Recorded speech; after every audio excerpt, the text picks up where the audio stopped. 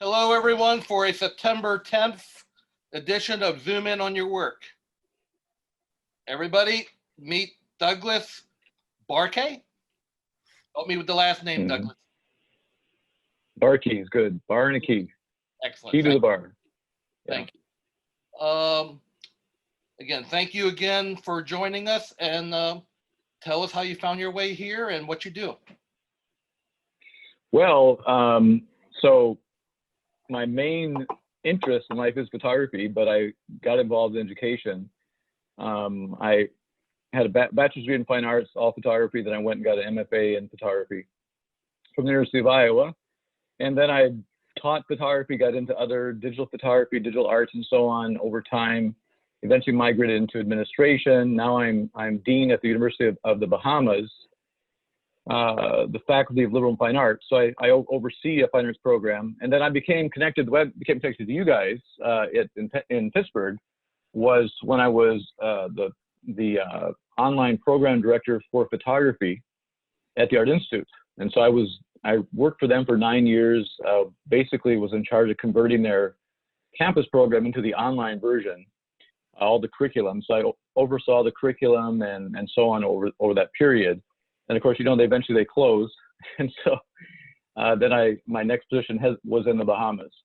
But all through that period, all through my career though, I've sort of always maintained this track on the side from paying my way through graduate school by doing commercial work and portraiture and weddings. I just always have that commercial side. And in fact, really when I went to art school, I was also interested in photojournalism. So I was kind of in both sides. I ended up just going into the art side of things. So it was almost coincidental, and that's where I sort of had pushed myself in that regard. But when you go to grad school, they really emphasize developing a body of work, like to focus on one thing. And so I came out of grad school with that focus, and it was a couple of years later, I worked with a photographer in Mexico, Humberto Suaste, who we did a couple exhibits together. And he was this guy that he just did everything. Like he did alternative photography, he did portraiture, photojournalism, he did, documentary work. And so I just realized how I kind of had sold out in a way to only doing art. I liked all this other stuff. So I myself started doing other things too, working with photo stories, photo series, and doing more commercial work again. So I sort of always have had that side track, even though my main job has been in education. It really is my creative persona. I really can't imagine myself not doing photography. Even though I'm running a school for 8 hours a day, it's still, for me, what I enjoy doing is photography. And so, and of course, I'm involved in the photography program there. I'm starting a photography program. They don't really have one, so we're building a Bachelor of Fine Arts in Photography. And I also teach, I usually pick up a couple online classes. So I teach at Penn State University. I teach a photojournalism class. I'm taught at West Virginia University, also same thing, kind of a media arts photography class. So I always also keep one hand in teaching. I like working with students and seeing their work, helping them really grow as communicators using photography. So the work I'm going to show tonight is sort of goes back about 3 years and comes up to today. And it's a variety of things that I've done. Some of it's I consider more fine arts work, and others more documentary, more about photo stories or sort of life happening, that sort of thing. So I'll go ahead and share my screen. By the way, this presentation is done with Adobe Spark. I don't know if anyone has tried that out. It's a great way to put up a website or your work really fast. It's very easy to use.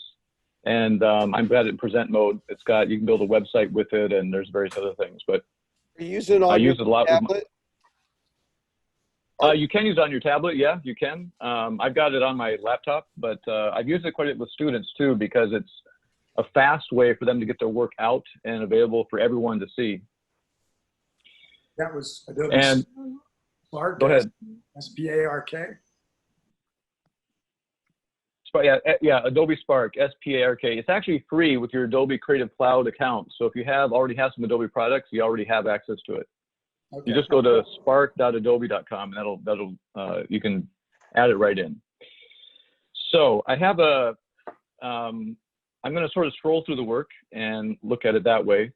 So I have a series of work I started a couple years ago called Ritmos Caribeños. So I forgot to mention, I grew up in Argentina. I lived there until I was 18, and then went to U.S. for college. I've also worked in the Dominican Republic. I was director of a design school there. I skipped a bunch of stuff in my career, actually. I jumped right to the Art Institute and sort of missed a bunch of other stuff. But anyway, so I have that kind of bilingual, bicultural background, and that's one reason why I enjoy or have kind of a good fit with working overseas. So I have this series called Ritmos Caribeños. It's using it's sort of a study of tropical light. It uses camera movement. These are all actually in camera. None of them are manipulated in any way. Post-production, they're just all abstraction created through movement, essentially, is what they are. So here's the small layout, and then I'll just go and click through each one.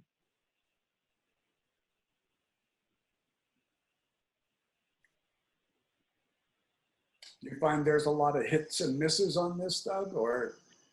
Yeah, you got to shoot a lot. Well, then also the lighting has to be right. So you got to have lighting that is contrasty. It's got to come from the side, so where you have a shadow that the light can bleed into.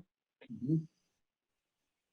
And then basically in post-production, you sort of bring out the part of the photograph that you want to bring out, right? So you can push back the darks and you can bring out the lights, and that helps to clarify and bring the shapes forward. So the reason I got into this was because when I kind of fell upon it by accident, I'm sure as many of you have seen movement, many years you photographed, and you know what happens. But I decided, what if I did this on purpose? What if I started looking at this as a way of creating new shapes, new kind of movement? I really like the dynamic quality of it, and so I pursued it for a number of years, just looking at it. And then I've used it also as a way of kind of showing things as translucent or being kind of temporary and that sort of thing. But for this particular series of work was meant to be abstract, really, and about the motion and light of the tropics. These are all taken in the Dominican Republic. They're all taken in one place, actually, in this tropical garden that a friend of mine has at their home. And so those are all studies over a couple weeks at their home. Another question, but do you do this handheld, or is it on a tripod that you move? No, actually, it's all handheld. That's part of the process is your hand gesture, the way you move the camera, the shutter speed you have it at, the focal length you're using really has an impact on the final image. So over doing this many times, I sort of developed some techniques that make it work out the way I like anyway. So because I kind of like it to not be a complete blur. I sort of want to find an edge where, like this is a good example, an edge where I see a little bit of reality. I see a little bit of the palm there, but then I see the rest of it kind of vanishing into a complete abstraction. So I'm kind of, at least my interest is that edge between abstraction and reality. And mostly the same shutter speed, or do you vary that? It varies between half a second up to about a tenth of a second. And each one sort of has a different effect on the image. Any more questions on this one? It took me a while to get it right. There are other photographers that do this, but they also do it longer. Like you can do this for seconds long if you want. It's a very different effect. It's a more fluid, sort of softer effect. And I was looking for that edge between reality and abstraction. Yeah, it's still recognizable. Exactly. I want to see a little bit of the reality in there. So then I have another series that I'm still working on called Words and Shrines Eternal. And I sort of came with this idea thinking about how the things that we think of life as being very permanent, like monuments, like institutions. And I began to think about how, in a way, we're just sort of, they're there, but they're not really that permanent. Their meaning changes. And I was also thinking about how in this time now, how institutions have changed their meaning. They become more ephemeral. They don't have the meaning they used to have, say, 3 or 4 years ago, or we might have trusted them a little bit more, and now people are kind of doubting or questioning that. And so I created a series of images. I started with monuments. And so since at that time I was living even in Morgantown, that's near DC. So I'd go to DC and shoot monuments, and sometimes people interacting with them, but mainly to shoot them very differently. I wanted to apply this, this idea of movement to the idea of monument. So in the other series, I was applying it really to abstract things on purpose, to really find new colors, new shapes. And here I wanted to use it to show these very permanent, you know, decades-old structures as being ephemeral and temporary. And eventually, so I'll start here. This is the White House.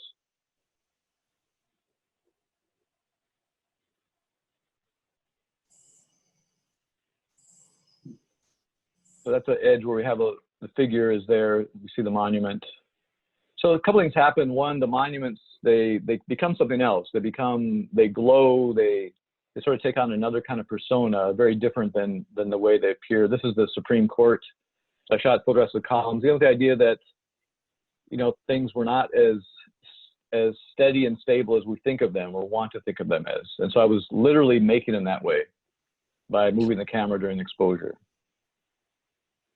Effective. Yeah. Then I thought about words. So I thought about newspapers and how it's a concrete thing. You know, we read it, we collect it, you buy it, you collect books and so on. I was thinking how those words, a couple things. One, how fast they go by. You know, how the newspaper one day is you read it, you spend time looking at it, but then next week it's the next Sunday newspaper. And so you kind of go through these things. And so I applied the same technique. This is called stack of newspapers. And the same idea is I was trying to make the newspaper take on this other dimension, like trying to photograph the words and I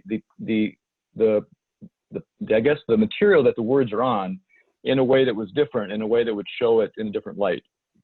This is one of the ones that I feel is most successful because I was looking for a way where I could show the words, but you couldn't quite read them.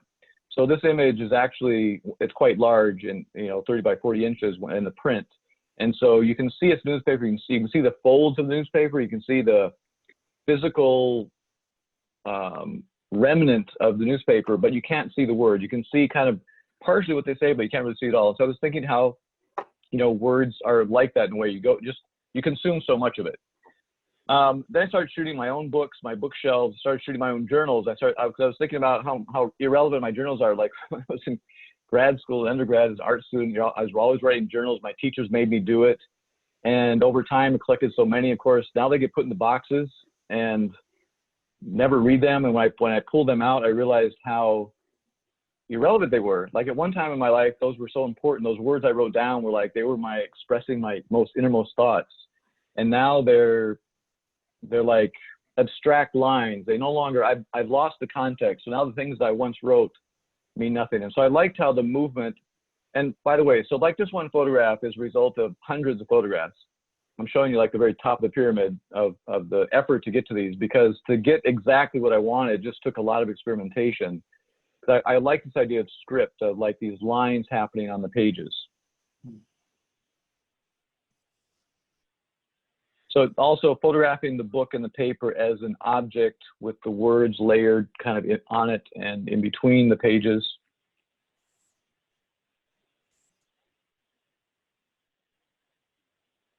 I tend to go through these too fast. I've seen this many times, so I'll try to slow down.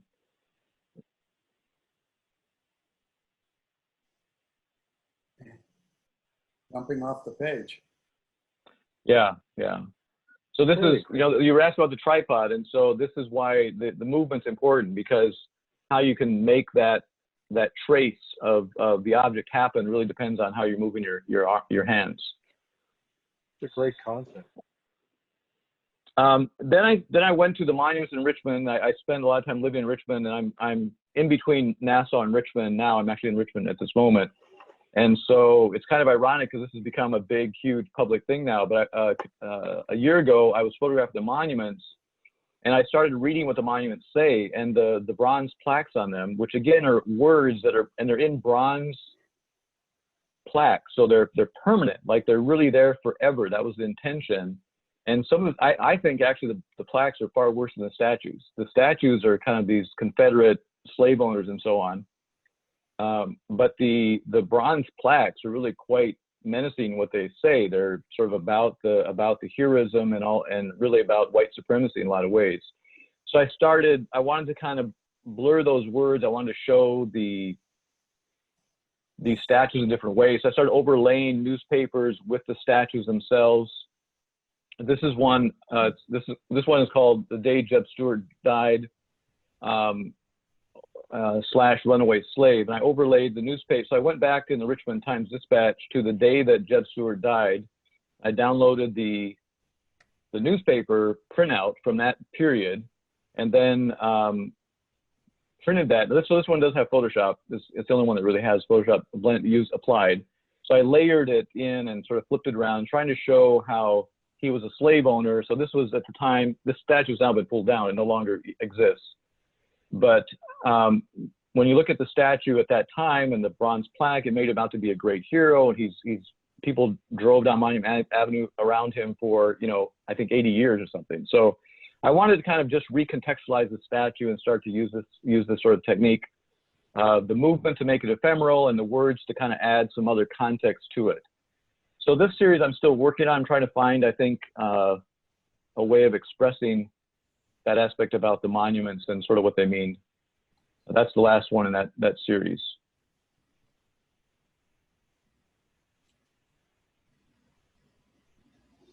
Very interesting work, Doug.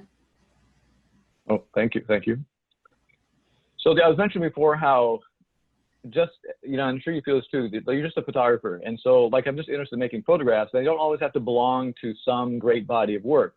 Sometimes things just are interesting to photograph. And so I have another kind of collection I put together for this presentation just called Curiosities, and sort of just things that I photograph. I'm not photographing that I find. Things are almost like found objects. And I know you probably all share this with me, that you're just walking along or you're just kind of doing something else, but the things that sort of appear to you that you just sort of have to photograph. So these are disconnected. There's no conceptual connection. They're really just things that I found aesthetically interesting or beautiful in some way and photograph them. Or even playing around with Hipstamatic on my iPhone. I mean, it's that sort of thing of finding fun little collages or intersections of material.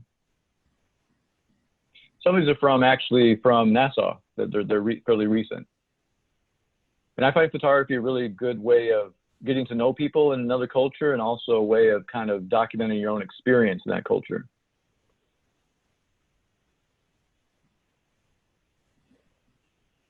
Hmm.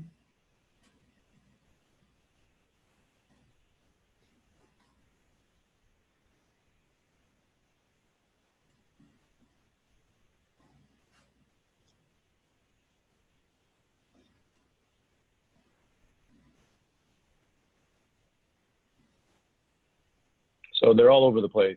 No connection. Nothing connecting them together. Just things that I came across. Since my wife is Dominican, so we go to Washington Heights a lot. My sister-in-law lives there, so I often just walk through Washington Heights and photograph people and the market and sort of things that are happening. And a couple of these photographs are from Washington Heights. Well, here's the National Cemetery. This is from Argentina, so I have gone back and photographed there also.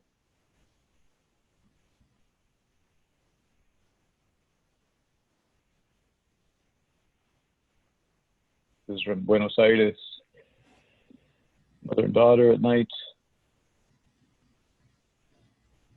This is DC, I believe.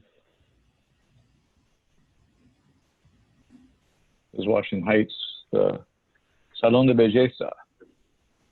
All right. Now, where is Washington Heights? New York City. Okay. So Washington Heights is the big Dominican neighborhood. Hmm. If you walk into Washington Heights, you feel like you're in another country. All the signs are in Spanish, and it's pretty interesting. You know how New York is with each neighborhood, it has kind of its own flavor. That's what that flavor's like. Douglas, you grew up in Argentina, you said. Is your family from that area? No, my parents worked there. They lived there, and so I just lived there till I was 18. Yeah, I went to high school there and so on. But and were you so you speak fluent Spanish, and were you raised with Spanish and English? Yeah, so exactly at home, privately, we spoke in English, but then the rest of my life in public in school with friends was all in Spanish. So I learned on the street, really. I learned sort of as a kid growing up. And how has that second language helped you with your career? Well, a lot, because for one, I can go into a Spanish-speaking country and I can communicate and understand. So I've developed a couple overseas programs. So, for example, when I worked for College of Atlantic, which is a small college in Maine, in Bar Harbor, Maine, I created a program in Yucatan where we went with students for 4 months and had kind of overseas experience for them, language immersion, but also immersion into the arts and the culture and the sciences of Yucatan. I worked at Alta Chabón School of Design, which is a Parsons affiliate. I was director of the school for 3 years, and that, of course, I had that position because I could write and speak in Spanish, but also English. So I think it's been actually pretty influential. It's sort of, I've sought out positions where I can use both, and I really feel kind of more complete when I'm able to do both. Now I'm in the Bahamas, so it's all English, but I could have worked elsewhere too. I mean, I like being in other cultures. I think that's the other thing about growing up in another country. You just sort of get used to the idea of other cultures. So you're part of two different kind of perspectives on the world. American, which is sort of your family, personal, individual life, and then the public arena, which is what you're participating in. Thank you. Sure, yeah. I think this is the last photo in that series of Morning in Washington Heights. My other question is, when you're roaming around in Washington Heights and it's Dominican and Spanish speaking and everything, and you look pretty much like a gringo. Do they get excited whenever you start speaking their native language, and they give you more access? Have you found better accessibility because of it? Well, I have, because of my sister-in-law, so everyone knows her. So I mentioned okay. I'm her brother-in-law, and that gives me open doors all of a sudden. But yeah, definitely, people are surprised that I can speak, and sometimes I won't let people on that I know what they're saying for a while. But no, people are surprised.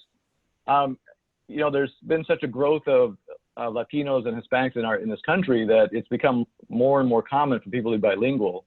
And so I'm actually finding more and more people. I think when I was younger, like in college, it definitely was not that common. In my college, there was maybe a handful of people that actually were fluent in Spanish, right? So now it's much more common that you have that multilingual skill. And I was lucky that I got it just really as a child growing up. I didn't really have to study Spanish and kill myself to learn it. It just happened magically somehow as I grew up. So you know all the offhand responses.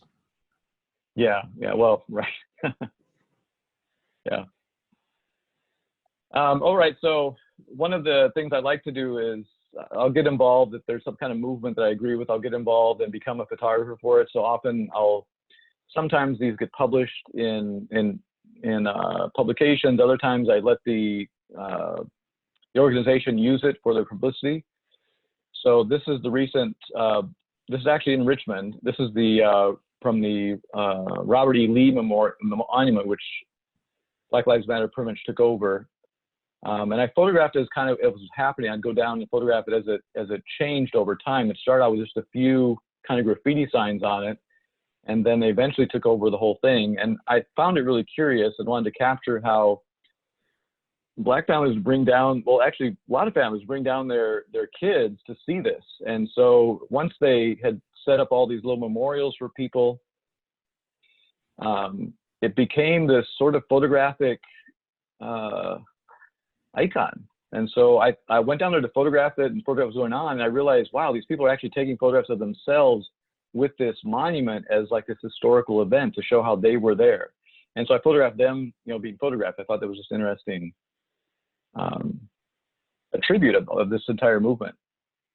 And so what was once, it's really interesting, because what was once a Confederate monument that you know, there's kind of division in Richmond between, there's some people who believe it's part of the legacy of the South and is part of, you know, it should be left as is. And there's others who are very much against it and want it taken down. It has become now sort of owned by, this Confederate monument has become owned by Black Lives Movement, and they've sort of taken over the whole site. You can see how they've covered the monument completely with all this. The graffiti has become like this big artwork, really. It's got layers and layers and layers of it. And so it became an event every weekend. People go down there. It's like a family event to go down there and take your kids down to see what went on. So then I went to the DC protest. I you know, just photographed what was going on, some of the leaders of the movement, and tried to capture their personality a little bit.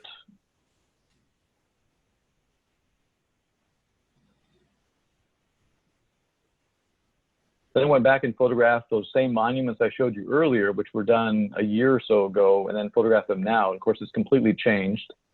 This is the Thomas or Davis Jefferson monument, which has now been, he's been pulled down completely. You think they're going to leave the other bases up with the graffiti on them? They're talking about what to do. Yeah, I don't know. They're talking about what to do, maybe move them and make an exhibit out of it. I'm not sure what's happening. Certainly a lot of discussions around it here in Richmond on what to do. There's also a big controversy about the Robert E. Lee Monument because the land it's on belongs to a private family that donated or gave it to the city. So there's like an ownership issue now about who owns the land that it's on. And so the mayor and the governor haven't been able to take action. For example, they've actually taken down, Jeb Stuart got taken down, Jefferson Davis got taken down. I think everyone else has come down at this point. There's just the base left. And so the question of Robert E. Lee is they apparently don't have the rights yet to do it, although his descendants say it should be taken down. So they're kind of on the side of the protesters. I also, another thing I got involved in was the March for Our Lives in DC, which was the, came out of the Florida shootings, and just, again, photographed for them, gave them photos for their websites.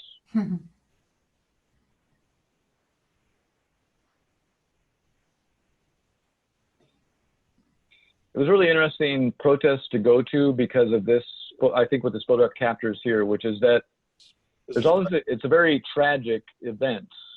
So it was very serious. At the same time, there's this exuberance of youth. And so these guys are there, it's a serious thing, but they're at the same time having fun. So it's this odd juxtaposition. That's great.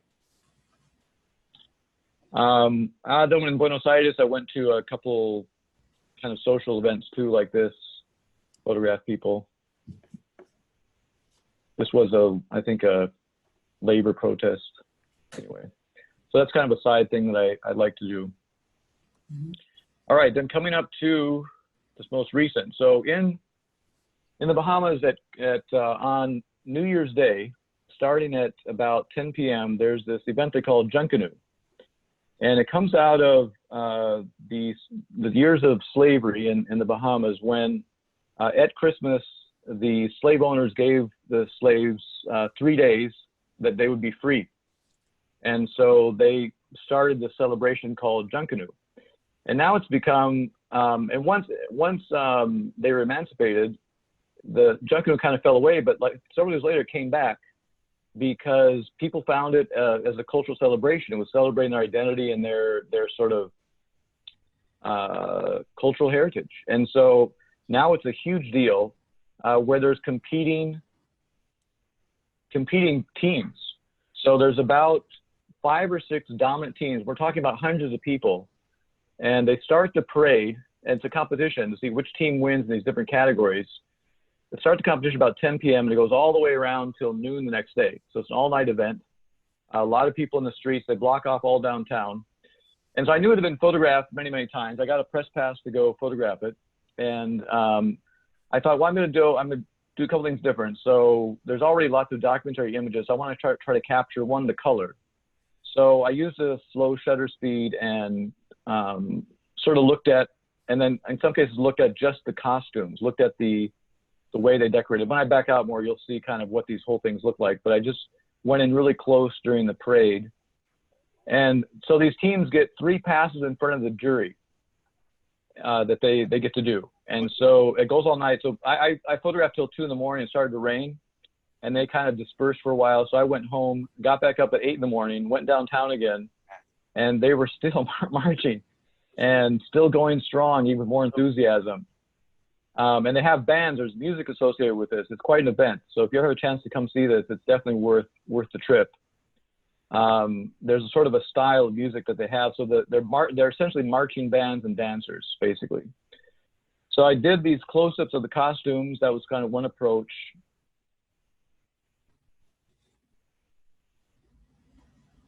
And then I also used the slow shutter speed. I tried trying to capture the fluidity of the dance, try to capture their movement a bit. So I have a series that just focuses on that. Really, it becomes almost abstract, or well, does become abstract.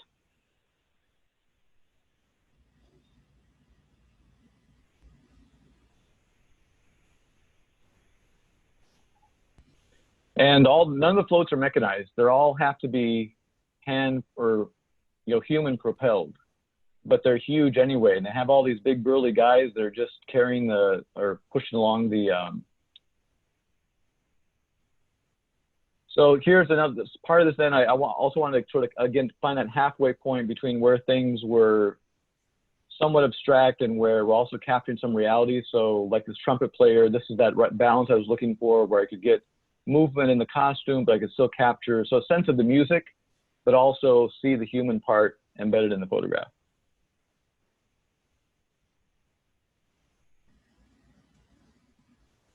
These costumes are very, very elaborate. It's like carnival in a way. And children participate. There's young dancers. In the summer, they have junior Junkanoo. And these kids dance all night. So it's pretty exhausting, actually. Mm. So here's some shots. Here's some of the shots of some of the dancers, the costumes. They're very three-dimensional. They actually almost a person will be inside of this big skeleton in a way that they carry around and move and dance in. And it'll have puppetry effects. Like there'll be parts of the costume that move. It's very creative. All made out of paper mache, styrofoam, stuff like that. Then I thought I'd do a series on the actual players, the actors, the participants. And so I shot a series of close-ups, kind of trying to capture their expressions as they march through this. And so on the sides of the street, we're talking thousands of fans. And here's the thing too, each team has their fan base. And it's like the NFL or like a soccer team. If you belong to one group, like you belong to the Saxons, you don't belong to any other group. It's a lifetime commitment to belong to the Saxons. And so they cheer on their team. So we're talking about maybe 300-400 people marching the street, and then there's thousands of people that support that team. And it's a big deal in the newspaper. Everything, the newspaper comes out with who's the winners in each category and which team won the most points. It's like a tournament, almost like I've never seen anything like it because of that combination of teams and dance and costume. It sounds like a cross between Mardi Gras and a Mummers Parade. Yeah. Yeah, it's a lot like Mardi Gras. Yeah, that'd probably be the best connection. Wow.